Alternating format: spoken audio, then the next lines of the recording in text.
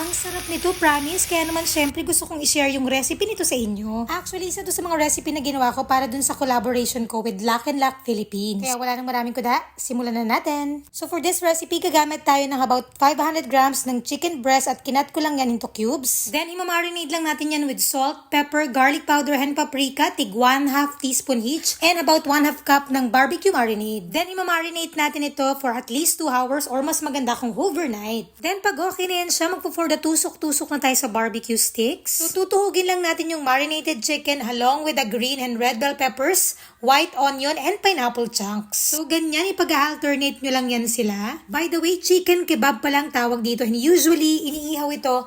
Pero kung wala kayong ihawan sa bahay, okay lang kasi pwede din naman itong lutuhin sa pan. Make sure lang na non-stick yung gamitin nyo para hindi manikit.